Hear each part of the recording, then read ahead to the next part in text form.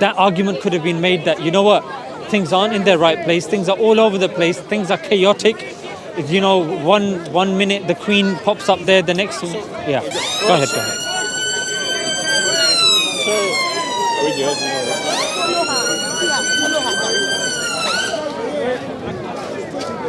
Sorry, guys. Let this pass, then I'll respond. Yeah, that's fine.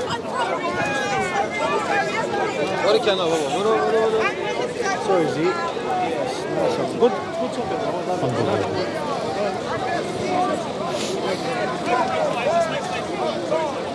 Have you guys been Winter Wonderland? I've heard mixed reviews about It's it. at the top of my list. Yeah?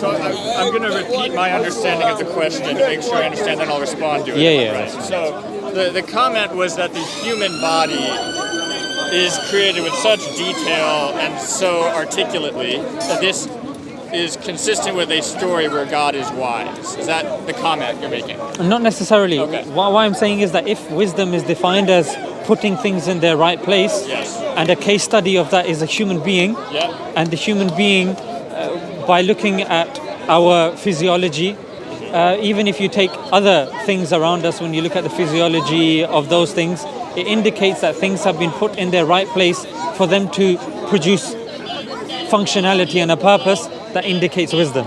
Okay, so I can agree that this is consistent with a story of wisdom, but I'm going to ask you if there's another possible explanation, which is, suppose this powerful, intelligent God is still subject to laws of physics and cannot break these laws of physics, and thus created Earth using some limited ability, and those laws of physics naturally resulted in the evolution of humankind to how we are today. Is it possible that this is consistent with what we're observing, but not necessarily a result of wisdom of God?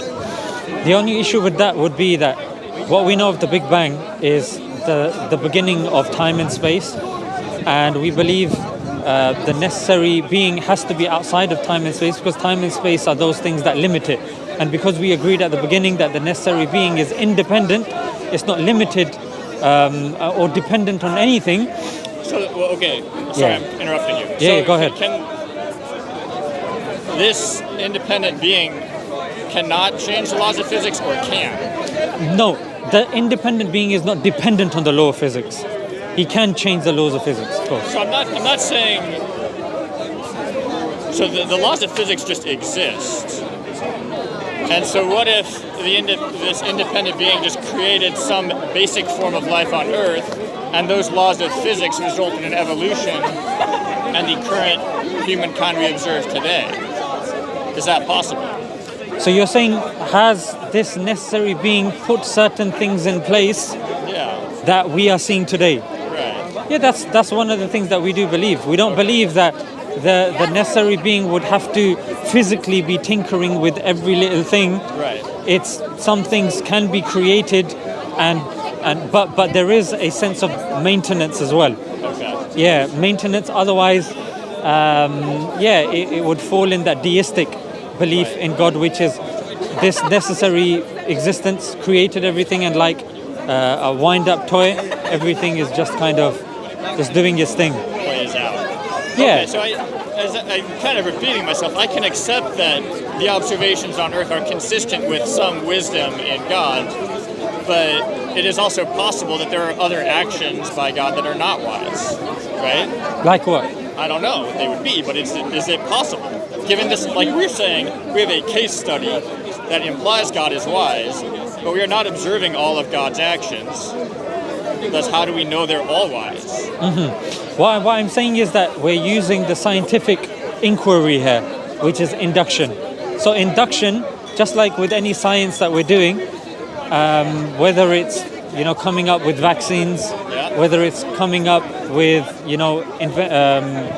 cures or whatnot. Interrupt. Are you saying, No, given go ahead. the observable evidence, we should conclude that God is wise? Is that what you're saying? I'm saying in science we use induction, and then we perform experiments, and then once we've done enough, we say the inference to the best explanation is X. Okay. So I can accept if your claim is the best explanation is that Yeah. God is wise, that's fine. But it is also possible that we have not yet learned. There's more things still to learn. That's what I would say. that's fine. So I guess what I'm trying to say to you, just like with everything else, we say the inference to the best explanation is that copper conducts electricity, that the forecaster said that it's going to rain, or It's gonna rain. Yeah. yeah, I hope not. So the inference to the best explanation, was this, but then I would also appeal to my original point, which was that if we believe that this necessary being is intelligent, is powerful, it has will, wisdom, then I would argue, but again we don't have to stick on this point. I would argue that everything that has now resulted from this necessary being is a result of wisdom. Now, just because we don't understand it or we have a certain expectation of it. I'll give you an example. Somebody may look at a knife and say, that's not a wise invention at all. Completely and utterly unwise. Right. But somebody else that forages for berries in the forest, or even my mum who wants to peel an apple for me, she would understand and appreciate the use. Yeah. So again, that could be subject to a person's understanding, or a cat would not understand and appreciate a Wi-Fi router. It would very happily urinate on there. Yeah. But if I saw my cat urinating on my router, it's not going to be a happy day for me. You know what I mean? Because I understand the complexity of the Wi-Fi router. So I guess what I'm trying to say is the argument from ignorance, that just because we may not conceive something to be of certain use, or we may not think of it to be wise, doesn't necessarily mean it's wise. But I grant your premise, which is that the inference to the best explanation is wisdom, and then we can kind of proceed on from there. And the wonderful thing now, Michael, is the 4 characteristics that I've given the necessary existence is pretty much the Islamic definition of God.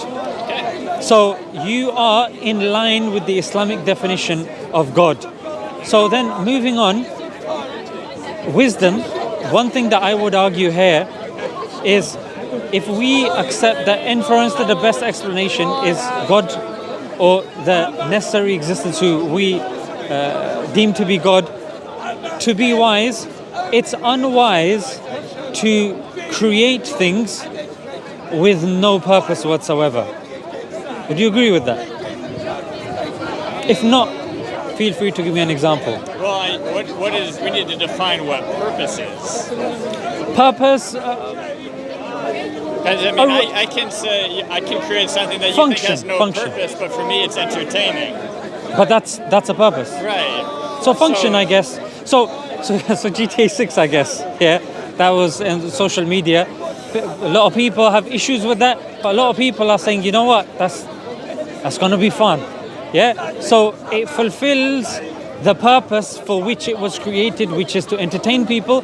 Can you use the money from GTA in shops? Of course not.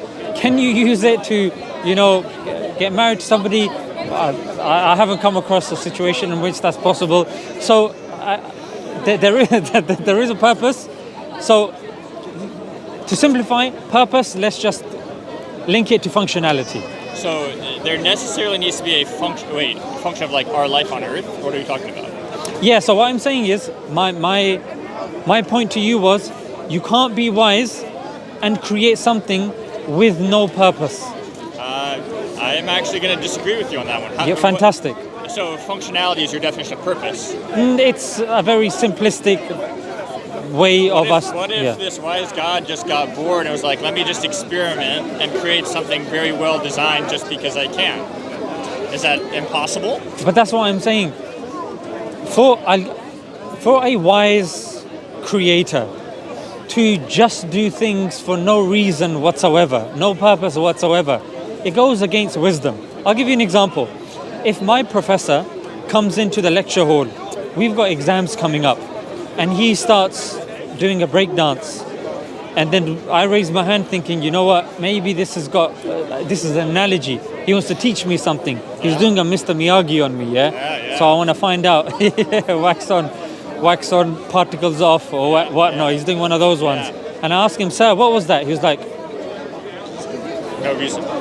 no, not even that. He's not even dignifying me with the last one. He's like, because I can. Right. Would my impression of him would be that he is a wise professor that understands I've got exams coming up, he's intelligent, he knows what's going on, or would my kind of appreciation of his wisdom go down because of him doing a random action? Well, obviously in that context that is not wise, but again, consider the same professor in his office at his computer supposed to be doing research. He's just like, I'm really curious what these data look like. I'm not going to write a research paper. I just kind of want to play around with it just because I can.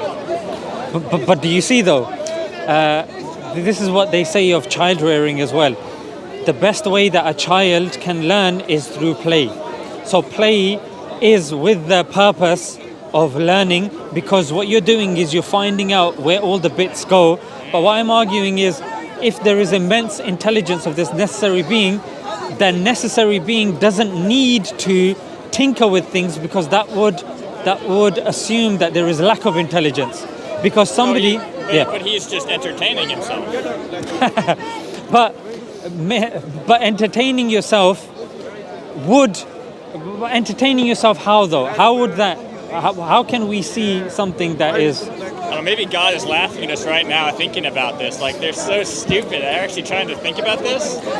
The only way God would be laughing, would be that, there are people that actually don't believe that I exist. They actually believe that they came from nothing. That there was no order. This is maybe people believe and just got it completely wrong, and he thinks that's funny too. The thing with that is that would mean that the creator is manipulative. Or just has a good sense of humor. A sense of humor, but imagine creating something and not putting that thing in place. I would argue that there is enough evidence, there is enough faculties that we have to determine. I'll give you an example. One of those faculties, or one of ththose knowledge that all of us have, is called the innate disposition to believe in God.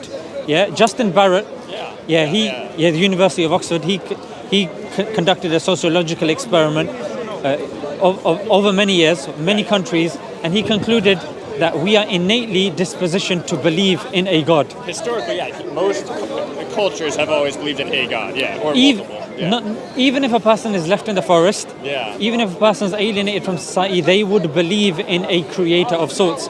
So bearing that in mind, and then when a person looks at, say, a butterfly, a sunflower, when a person sees system, order, a person concludes that I didn't just come from nothing, I came from something, and then that journey begins. So I guess, Michael, what I would argue was the creator, if he creates us, he's given us a purpose to recognize him, to know him, and we have certain weaknesses and we rely upon him.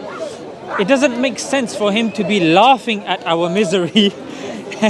It would make sense for him to be assisting us during our misery, because that is more fitting of a wise God, of an intelligent God. I'll give you an example. Fitting and makes sense doesn't mean it has to be that way, though. It makes sense, but then we come back to the inference to the best explanation. I can agree it makes sense, but that doesn't mean it's true. No problem. But what I'm saying, Michael, is that, let's just say, me as a human being, with my limited understanding, limited wisdom, definitely, a lot of things got wrong. But let's just say I'm with my kid. He's doing something that is detrimental to him, like really detrimental. Right. I'm like, what a prat. Sometimes you do need to let kids make mistakes, because that's how they learn. You do. But to a limit. Right. And if you're seeing how these guys just, not getting overly political here. Now you're talking about God being good. Yeah. So now you got into that whole intelligent, powerful, good. But here's going to be the difference here with the stance that you're used to with regards to Christianity. We don't believe he's all good. Oh, he's not all good. No. Oh. We don't say all good because we believe God has other characteristics as well. All good would imply that that's it. Doesn't it make sense that God would be good? Going back to No. your phrase. It would make sense for God to be good, for God to be wise, for God to be loving, but to only say that this one characteristic encompasses him, that's false.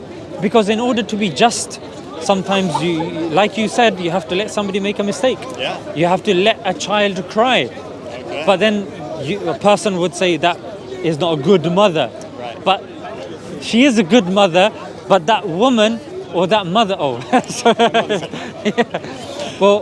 that mother is, she's loving. Yeah. She's being just. She's being merciful, etc., etc. Are we backlit? Yeah. That's fantastic, isn't it? All right, Was that bad? It was too bright. Okay. So in that sense, It's fine. You can see face now. It's fine. yeah. So I guess what I'm trying to say is that if you look at the inference to the best explanation, and you're like, what best suits the situation? I agree with you. There is conversation that can be had about the branches that you said, and we can explore those. It's fantastic. Yeah, and I like the fact that you brought it up. But because I don't know if I'm going to see you again. If I knew that, so if I knew you were coming next week, then we could have put certain things on ice and said, let's get back to them. Sure. But because I know I'm only going to see you once, I want to kind of give you like a cohesive picture. All right. So you got something to go away with, and then that maybe you can supplement later. So I'll leave in a minute, but I'll listen to your closing statement and then I'll get out of here. Wicked. So then if we accept those things which you said that resonate with you, and I agree with you, that there are certain issues by saying that God is all good, he loves everybody, and there's certain issues with that. Yeah. But even before we get into that, we have accepted in this conversation there has to be a necessary existence. It has certain characteristics. Those characteristics or qualities are that which Muslims believe that to be of God. Then my argument would have been that it's not befitting of a wise God to create human beings and just leave us. It would necessitate, or it would suit God to communicate and build that bridge of us. Merry Christmas! Thank you. So for us, for that bridge of knowledge, of us to gain that knowledge from God on how to live an effective life, because although the argument that you probably would have given, because I'm on ×2 mode now, would be that there's certain things that we can intuit, and I would agree with you, but not everything can be intuited, and that's why there is in morality there is such a disjunct, such a disagreement. I mean, you look at, for example, the Israel-Palestine issue that's going on, even the arguments pertaining abortion, even the arguments pertaining LGBT, these are moral arguments, and there is no moral consensus. So this argument that, no, we have everything that can be intuited, it's actually, I don't think that's accurate. There are certain things that we need guidance from this all-knowing to kind of assist us in this. And then the argument would have been, which of the books makes the most sense? Yeah. And before I leave you, I'm just going to, just fast forward. So what makes the Quran different? You probably would have said different books make different claims. I would argue that the Quran, one of the things that the holy book has to have is preservation. Yeah. If a holy book comes from God and it's no longer that book from God, then how can you rely upon it for your salvation? It's a weak document. It's unreliable. And I would argue that the Quran from the ancient religions is perfectly preserved. And the 3 ways that you can measure it to be perfectly preserved, and again, we're being filmed, you can check these later on as well, is number 1, a live language. The Quran is in Arabic, it's just a live language. It's top 5 spoken languages in the world. Old Testament is in Hebrew, not a live language. Jesus spoke Aramaic, not a live language. Even Greek is not necessarily a widely accessible live language. So we've got live language, we've got memorization. Quran is the only ancient book which has been memorized from cover to cover from children as young as 6. So this is part of, the Islamic culture to memorize Holy Scripture. And I would argue that if all the scriptures are burnt and destroyed, the Quran can be written word for word, and that's something that you can explain to a 10-year-old, a 20. You don't need like a degree or a PhD in theology or philosophy to understand this. I can explain to an average person that look, this is how the Quran is preserved. And the third thing would be manuscripts. We have manuscripts that have been carbon dated, like the oldest manuscript we have of the Quran is in the University of Birmingham, and it's been carbon dated by the University of Oxford. You can Google this when you get home, BBC. So the Bible, the Old Testament doesn't claim this, the New Testament doesn't claim this, the Vedas doesn't claim this. So this is what makes the Quran stand out from the other books. And then the other thing would have been that we would have engaged with prophecies, like what prophecies are the Prophet made, and then you could have told me some prophecies and we could have kind of discussed about that. Because if somebody claims to be a prophet, there needs to be ways that you can, if I tell you a prophecy, Michael, and you're somebody that, again, you don't want to fall within that circularity of, oh, okay, you've heard that from a guy called Mohammed, a guy, not the prophet, a guy called Mohammed, and he heard it from a guy called Ahmad, he heard it from this guy and that guy. And then I would understand that you're saying that, look, it's just within your religion, frankly. So there is a prophecy that's actually in the Quran, of the Byzantines, that they would win between 6 to 9 years. It's in the Quran, and at that time the Byzantines were losing, but then this prophecy has been chronicalized by somebody called Theophanes. This is not a Muslim, in fact he was a Christian, and it's in the Chronicles of Theophanes who's verified this prediction of the Quran taking place. He didn't mention that it was something that, it's true because of the Quran. He's verifying that this took place, that the Byzantines did indeed win. So although the prophecy is in the Quran, it can be cross-checked and cross-referenced by a non-Muslim source. There's also small ones that the Quran said that this individual, the Quran pretty much said that he's not going to accept Islam. He was alive. He was actively working against Islam. His name was Abu Lahab. All he had to do was say, okay, so the Quran says, I'm not going to accept Islam. He accepted that because, I guess. Do you see? Yeah. But he didn't. Yeah. He didn't. It didn't even occur to him, and he didn't even survive till the conquest of Mecca, which everybody pretty much accepted Islam at that time. So it's like the author of the Quran, we believe to be God, knew that he would not survive till the conquest of Mecca. So then I would have talked about prophecies, and then so the Quran and the prophecies, and then I would have kind of made the argument, and then you could have looked into it, and then hopefully we could have spoken again. However, I do have I'm on social media. I have something called Smile to Jannah. Jannah is Jannah, Jannah is Jannah, which is paradise. That's my YouTube channel, Smile to Jannah. Be on there, I assume? No, this will probably be on Smile to Jannah Extra. All right, cool. Yeah. I'll go find it. Yeah, so it's going to be on Smile to Jannah Extra. Cool. And if you do have any questions or you want to talk or whatnot afterwards, have a listen, have a look at the things that I said. And do you live local or you live local, yeah. Okay, then just message me. We'll just off camera. We just meet up for a cup of coffee, and then we just bounce off each other. And if something intrigues you, I'm going to step out. yeah, but that's fine. Really nice to meet you, Michael. Take it. Yeah, I'll take the microphone. Thanks. Thank you. Sorry for keeping it for so long. Can I? Yeah, Zishan. Nice to meet you. Enjoy the rest of your day. Can I ask you a question, please? Of course, Uncle. How are you? I'm fine, thank you. What's your name? Vernon. Vernon. Nice to meet you. Sounds good. You're right. Is it right if I get pictures? Yes. Is it okay if I take a picture? Certainly. Thank you very much.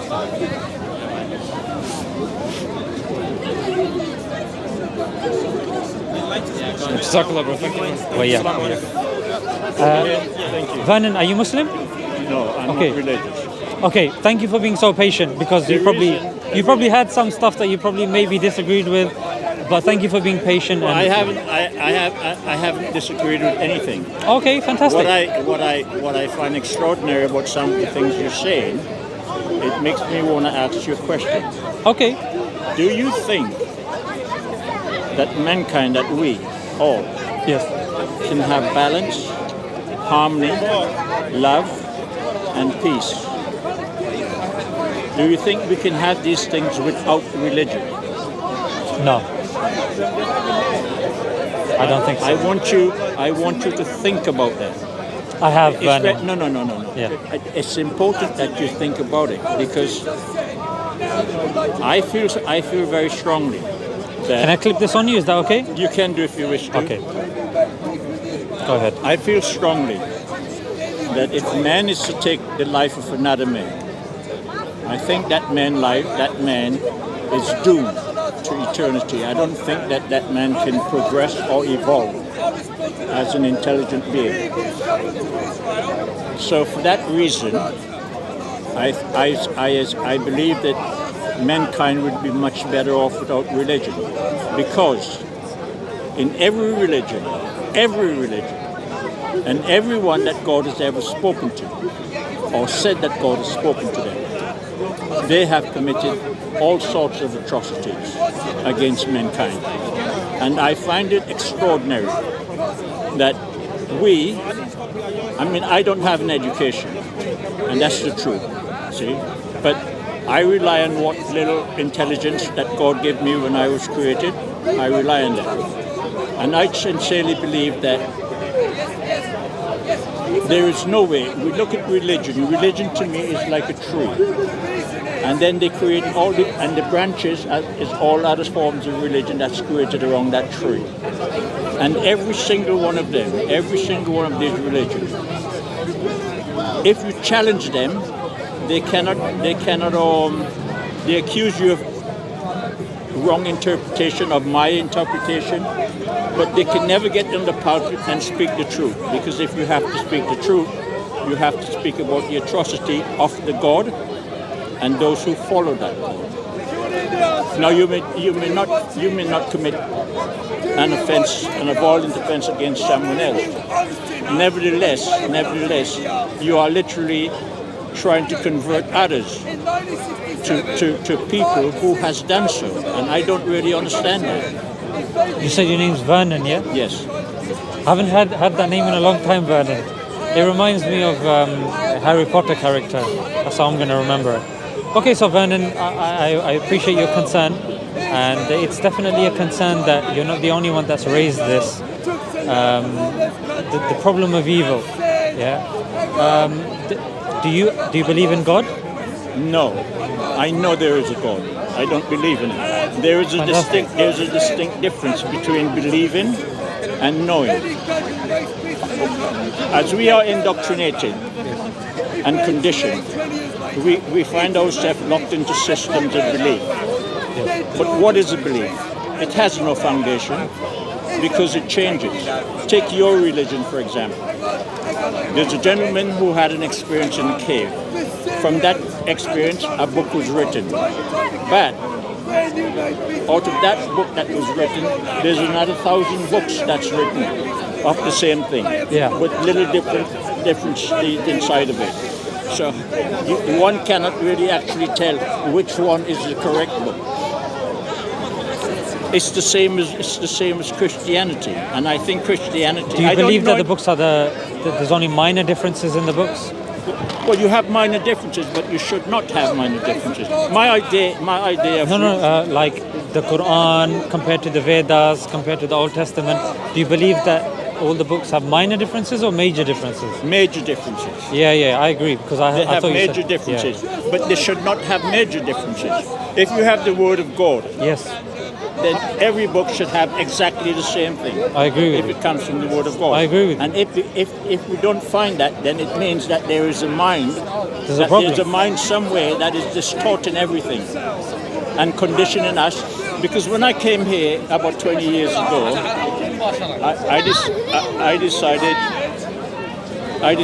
not to come back for the simple reason is what I observe here is that there is a conflict of emotion that goes on. You have Christian on one side, Islam on another side, and they're having this ridiculous argument about who is right and who is wrong and who is the real God and who is the wrong God. It's so crazy. I don't understand it. But Vernon, bear one thing in mind as well. Just because there's difference of opinion, that doesn't mean. I'll give you an example. What if somebody says, very crude examples, I don't want to